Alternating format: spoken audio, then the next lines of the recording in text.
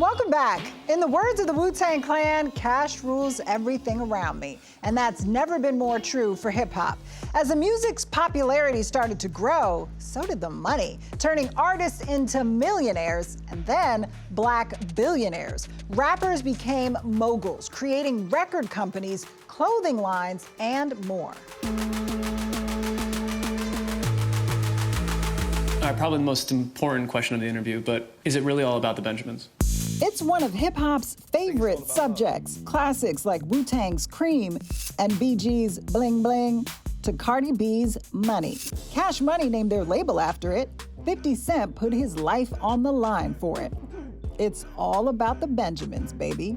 Well, one thing about hip-hop teaches you how to hustle and using your gifts to create new opportunities that didn't exist before. Hip-hop came from some of the roughest neighborhoods in the country, kids surrounded by poverty who could only fantasize about having paper, like Kendrick Lamar describes in Money Trees. But they also had a unique skill set, street smarts.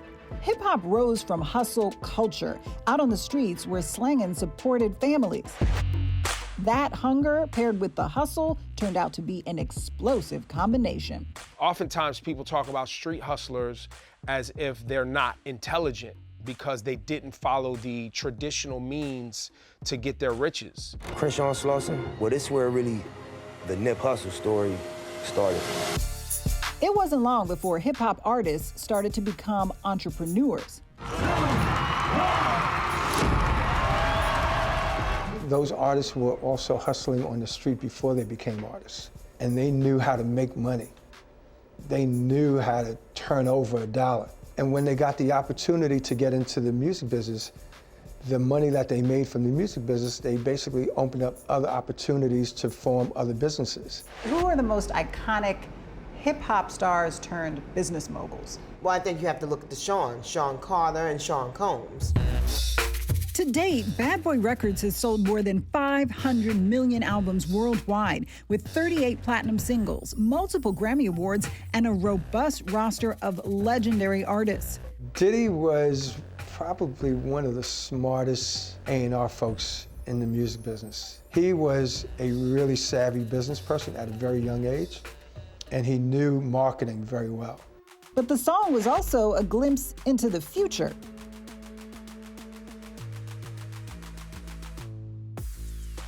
Over the next 25 years, Diddy expanded his empire from music to fashion. At launch in 1998, Sean John sales exceeded 200 million. Last year, his estimated net worth was $1 billion, attributed to Spirit brand partnerships, performance water, and even a Harlem preparatory charter school, truly branding himself as an industry mogul. He has conviction, but he also has the ability to know what's dope and what ain't, which is something that can't be taught. And then there's Sean Carter. As he's famous for saying, Jay-Z isn't a businessman, he's a businessman. His talent for making money started on the streets. You know, Jay-Z had already done quite well for himself in the freelance pharmaceutical business. Jay's catalog could double as a course in financial literacy, from the Blueprint series to hit single The Story of O.J. Forbes estimates Hov's current net worth around $2.5 billion, attributed to entertainment company Roc Nation, his stakes in Spirit brands, investment properties, streaming, and transportation services.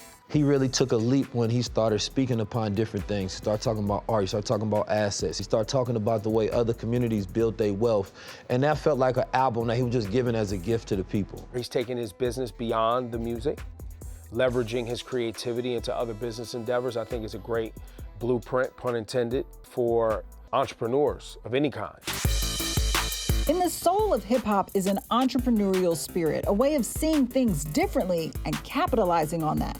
Even right now during Hip Hop 50, you know, there's a lot of people talking about all the brands and all of the corporations and all of everyone's clamoring to have a piece. As hip-hop's worldwide footprint grew, the culture made big bucks for businesses and companies worldwide. They needed the cachet of the industry and its artists to remain relevant. Today, some of the richest Black people in the country come from the hip-hop world. Kanye was briefly part of the Billionaire Boys Club before his partnership with Adidas ended.